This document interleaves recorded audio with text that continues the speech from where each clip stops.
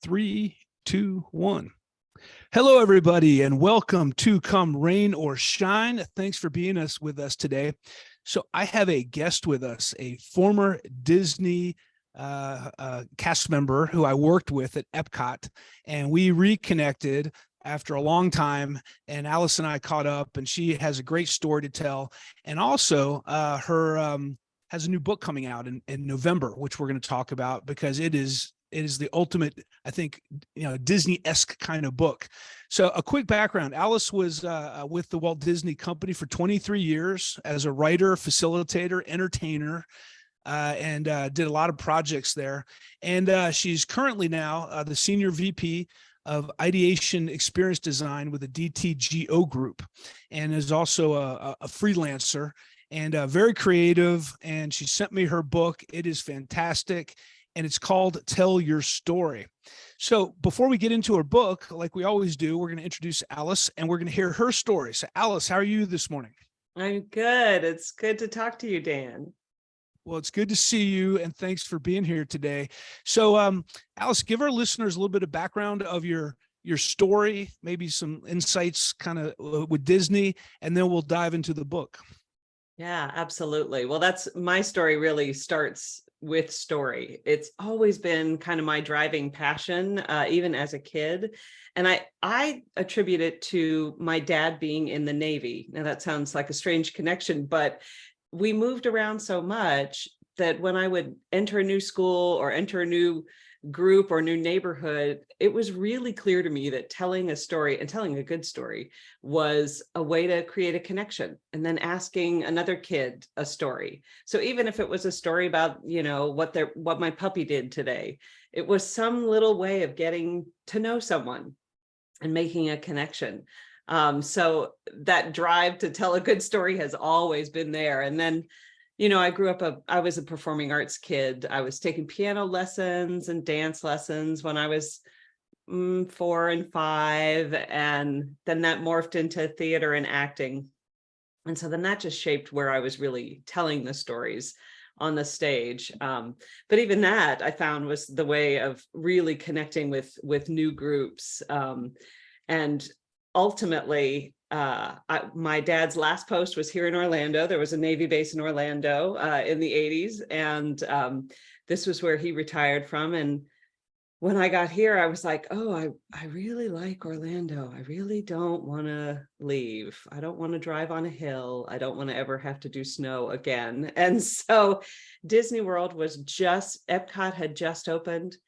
Things were more and more were happening there. And it used to be that Disney, you were a singer or a dancer, and there weren't really any acting jobs at Disney. But then in the early 90s, things started to open up, and I started performing at Universal, and then I started performing at Disney. And the style of performance that I was doing was audience interactive. That's what we called it. And basically what that meant was I would get up and tell a story, or me and a troupe of 4 people would get up and tell a story, and we would invite audience members into the story, pick them as characters, have them participate in some way. And so that's what I was doing most often. It was very rare that I was on a stage performing at an audience. I was always engaging them, inviting them to be in the story. And so then that just developed that passion for me even more for connection. It just has always been about connection for me. And then when I started turning my life, you can only be a performer for so long, not because there's many people who've been, not many, but there's a couple people, Billy Flanagan, who have been performers for a very long time at Disney World. But Dan, it's very, very hot. It's very hot. And somewhere around mid-40s with a teenager, it was just getting too hot for me to be outside performing all the time. And so I turned to writing, and I wanted to be able to be with my son a little bit more and be at a desk. And so I turned to writing. And so then I was doing facilitating with traditions, training new cast members in the orientation program traditions at Disney.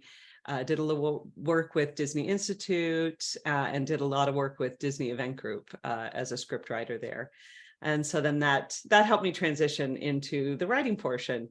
And I just started working with nonprofits here in Orlando, helping them to tell a good story, kind of sharing the principles of audience interaction and audience engagement and storytelling principles, how to maintain their interest, because I could really see it pretty easily. When you're face to face with a group of 20 people, 30 people, 300 people, and it's 2:00 at Epcot and the sun is baking down, if you don't keep their interest, they walk away. So Right.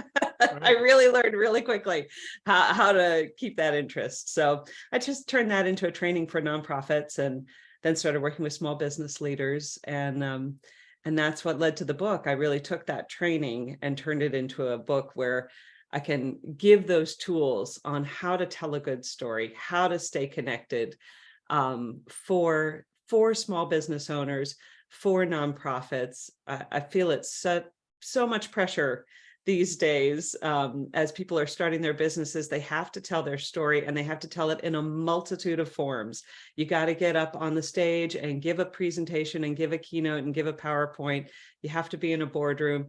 You have to do it on TikTok, Facebook, LinkedIn, now Threads. What am I doing? How do I make this translation? How do I make this switch? And so that's the subtitle of the book, to tell your story from a tweet to a TED Talk and anywhere in between. Fantastic. So there's some things you'd mentioned there. One was you use the word connection a lot. And this is something I have been reading a lot about lately also. The Surgeon General just came out with a report a few months ago that basically, loneliness is becoming an epidemic, and not only the United States, I think the world, but there was a whole report done, and I don't know what the next steps are going to be, but this lack of connection exists. And so I think this idea, to your point, of are you interested in telling stories, because it really connects people. Not only does it connect them, it touches their emotions, it educates them, it trains them. I mean, it is a very powerful way to communicate. And we'll talk about how you laid that out in your book. So something you had mentioned, I remember being, I don't know, maybe 7 or 8 years old, and we were in Central Park, and there was a guy there, and he started a little show, and he pulled out audience members. And I got up and I played a part in the story he told, and it was, funny, and he got a nice audience going. And of course, afterwards, he gives me the hat, and he has me go around to collect all the money from all the audience members, which I thought was pretty smart. But I'll never forget that is when genius. Yeah, I mean, who's going to say no to a little kid? And so when I went back to give it to him, he reached in, he pulled out a $5 bill. He's like, "Hey man, thank you. Now beat it." And I was so excited. He was saying it in a joking way, but I was so excited. I'm like, I just made $5. This is great. Yeah. So anyway, that was a good memory. A grand tradition. Yeah, exactly. So the one other thing you mentioned, and Valerie and I talk about this in a lot of our workshops, orientation and traditions and the power it has, because companies spend all this time and money to recruit and interview and do all the logistics and bring new employees in, and they train them. Sometimes they don't train them enough or well, but they train them. But when people show up on the first day in a lot of companies, it's like, "Oh, hi. Oh yeah, we forgot you're coming today. Here's John. Just follow John. And tomorrow we'll see what we do next." And just people, it's just such a missed opportunity. And traditions is like, man, when you leave traditions, you're like, this is the best company ever. I'm important. I'm like, this is a big deal. So if you could talk a little bit about traditions and kind of your experiences with that, and then we'll dive into your book, Tell Your Story. Absolutely. It was such a privilege to be a traditions assistant, was the title. And that was really facilitating a day-long experience for new employees, or cast members, as we call them at Disney World. And the experience was always incredible, because in the same room you would have custodian, housekeeping, food and beverage, the new creative director at marketing, the new VP. it didn't matter who you were. You went to Traditions, you go to Traditions, everybody gets that same messaging. And it's a full day of training. And at that time it was on the 4 keys. Now it would be on the 5 keys. And so that would provided the framework. So really think about your core values. What you're training to is your core values. And I talk about this a lot in workshops that I give, that are what we did as Traditions facilitators is we train you on the job. We don't train you on the task. When you get to your location, they're going to train you on the task. This is this is your email signature. This is the meeting that we have. This is how you run the espresso maker. Those tasks are going to be done. We train you on the job. So what does that really mean? Well, we train you on the story.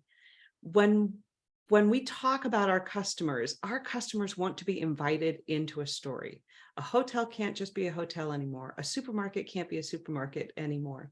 You have to be, there's no reason for me to choose your hotel over the cheapest hotel unless there's a story that's compelling me and drawing me in. And so when you have employees, they have to be part of your story. So we talk about those core values, and we spent the day training on story. We really told a lot of stories of our experiences at Disney World, our experience with the guests. And a lot of times they would be stories of our failures, how we didn't know what we were doing and figured it out through using one of the 4 keys. Challenges that we experienced, so that they really felt empowered to use those 4 keys: safety, courtesy, show, efficiency, for those of you that are wondering. And in that order, each key opens the next door to the next key: safety first, show, efficiency, or so safety, courtesy, show, efficiency. And empowering people to have that story is so important as an employee, because you're exactly right. It makes you feel connected to the brand, to the story of the brand, and empowered to go out and do your job. And you just never know. You can, of course, Disney World is a magical place, but you never know. Every employee that comes in wants to have that feeling that I'm in the right place.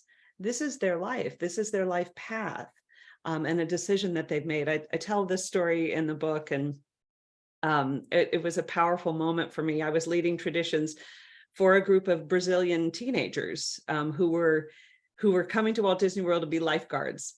And I spent the morning with them, and they were they were really the coolest people I've ever seen. They were all super tan and super fit and super young and so adorable. And they just were listening very politely, but I was telling my stories and training on safety. And I just thought, I'm not connecting with these people at all. I look like their grandmother. I mean, like in my black suit, and what is this?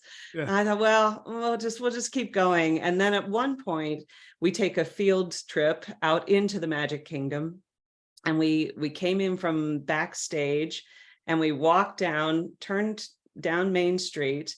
And as we're walking up the street, there's the castle in front of us.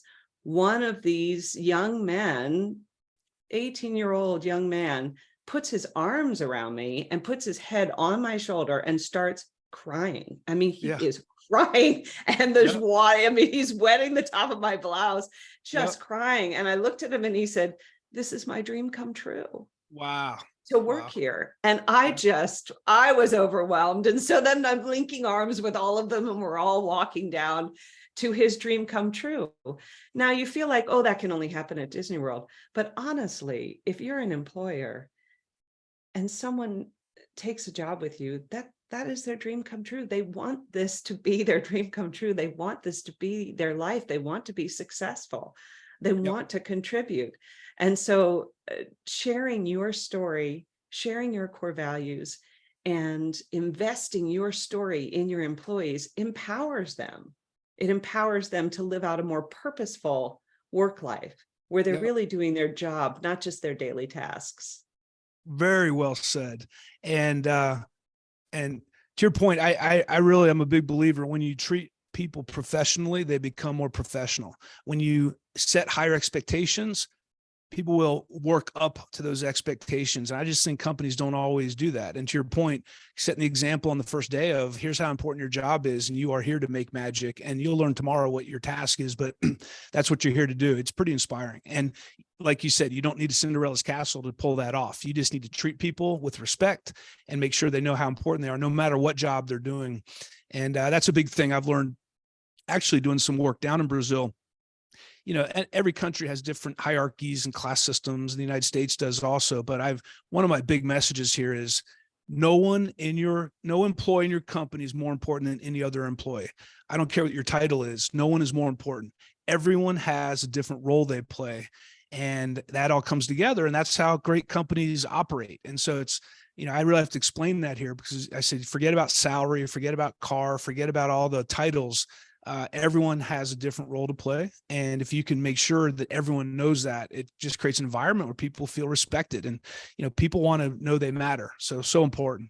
So your book is not just for people who want to be in entertainment to learn how to storytell. And you have a lot of examples in your book about how, business people, managers can use storytelling to be more effective. So give us, 2 or 3 highlights of the book. Don't give it all away, because in November we want to go buy one and read, because you have some great stories in there. I remember the story from Brazil and about your son, and there's just some things that really stuck with me. But give our listeners a couple of tidbits of what they can expect. Absolutely. Well, and thank you. The first thing you'll read in the book is a foreword by Dan Cockerell. So that was very exciting to me, and I appreciate that so much. Me too. The book is really about those tools to tell a good story, because every business is telling a story, whether you are or not. You actually are telling a story to your customers. And so you need to know what that story is. You need to own that story, and then you need to empower that story and activate that story. So the first thing I teach everyone is the story formula. And I will share that here, because it's so clear. Once you understand that there is a formula to telling a good story, then you can start. Then the rest of the book is really learning how to apply that, whether you're crafting a sales email or whether you're getting up to speak. And I cover all of those things because I just don't want anyone to face down the nerves of a blank page or a microphone and a stage. I know those nerves are very, very real, because most business owners aren't performers. They get into their business because of whatever passion they have. And then, oh, great, now I have to craft a month's worth of social media posts. And not everybody has a team when they're starting out. Right. But even once you do, you have to be the owner of that story and drive the story. So the story formula is where we start. And the story formula is this: to be a good story, every story must be universal, so we relate, and specific, so we care. So every story must have that universal element to it, that theme of love and belonging, of empowerment, of acceptance, whatever that universal theme is. And then there must be some specifics in it that make you interested and keep you going. You've all been in a room with that uncle that's told a story that had way, way too many specifics, and it just bores you, right? And then we've all seen, the Miss America or the job interview where you give this super high level. I've done it myself, or my answer is like, well, I just want to empower people and help them feel great. Like, what does that mean? What are you talking about? You have to be able to take that universal theme and connect it with some specifics that make people light up. A friend of mine works for Visit Orlando, and he's their social media manager. And he put out, it was a thread.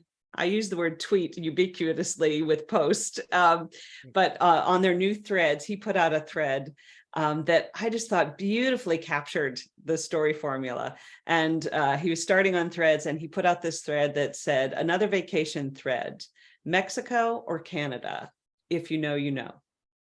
Okay, so then the context is Visit Orlando, and I can see you smiling. If you know, Mexico or Canada. So anyone who's been to Orlando, he didn't give any other details than that. But we know, you and I know immediately what he means. That is at the entrance to Epcot. Canada's to the right, Mexico's to the left.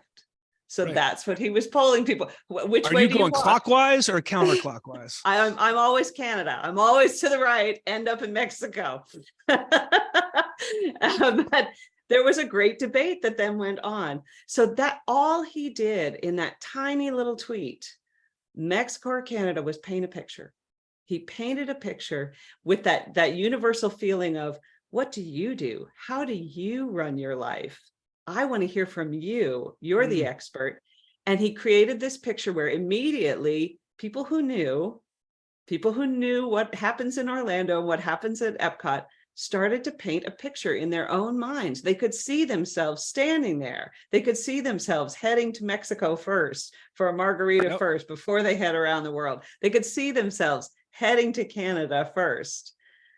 And that's what we're trying to do with Universal and Specific. You are trying to create this draw, this connection point through the Universal that anyone on the planet can relate to, and then paint just a few little specifics so that your audience's mind will start painting a picture.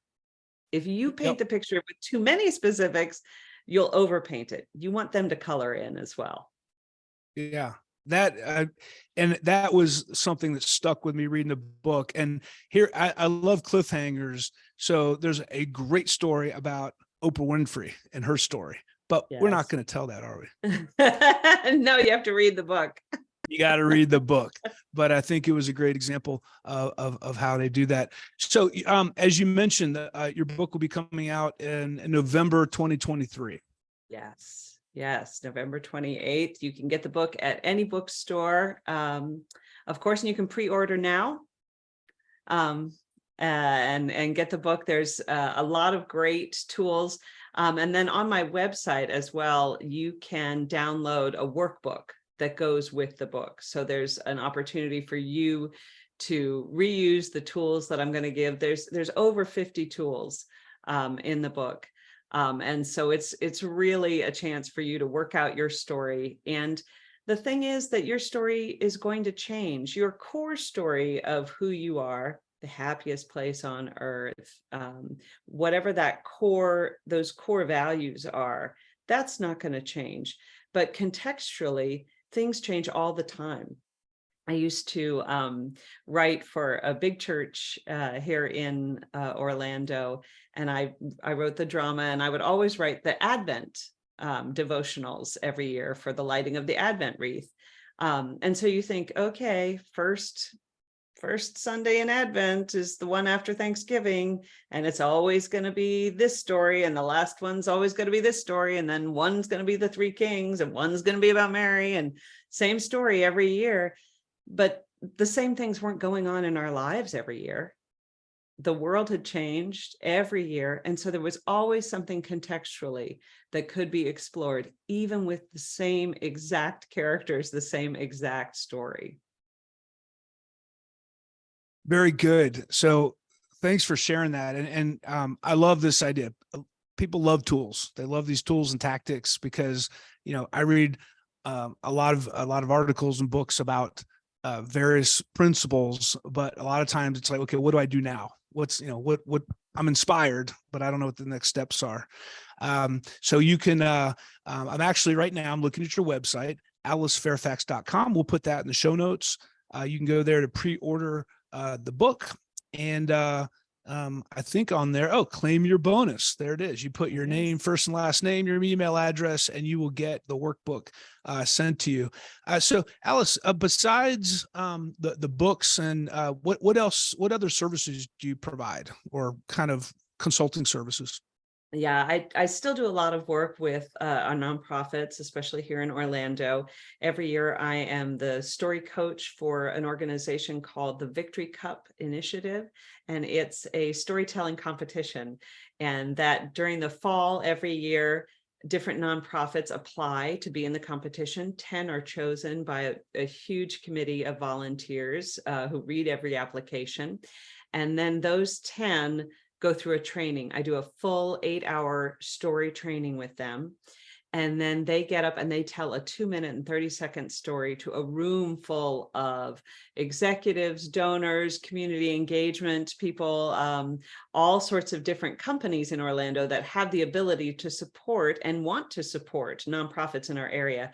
So it's a way for them to experience sharing their story. So we tackle a lot of different things. We tackle the writing and the crafting of that 2-minute, 30-second story, but we also tackle the nerves and the getting up there and how to speak and how to breathe, and we really do a full how to tell your story 8-hour workshop. So I do that workshop for them, and then I do breakout sessions throughout the year with different nonprofits. And that's something that I'm starting to do as well, is what I'm calling story sessions. So some online, an online hour a month that you can sign up for, and we'll get together and talk about your story. And it'll be, especially once the book comes out, you can get the book and bring your questions, send your questions in, and then we'll get together and just talk specifics. Because a lot of times the book has a lot of good tools, but a lot of times it's really hard to tell your own story. I mean, I can go in and I can write a company's story and work on all of their storytelling messages, their brand message, and help them craft all of their little stories, the opening story to your keynote. But then when it comes to mine, when I have to sit down and figure out my LinkedIn profile, I don't know what to say. What do I say about me? I'm sick of talking about me, right? Hasn't everybody heard this? No, nobody's heard it. Nobody knows it. Right. Exactly. So it's always good to have help and support in being able to tell your story. Very good. So tell your story, tools to take you from a tweet to a TED Talk by Alice Fairfax. We'll put all the links in the show notes if you want to know more about Alice, where you can reach her and where you can pre-order the book. And Alice, thanks so much for being with us today. Really appreciate, very well spoken. I can tell you have an entertainment and speaking background. Thanks for your time today. And everyone out there, as always, thank you for listening to Come Rain or Shine.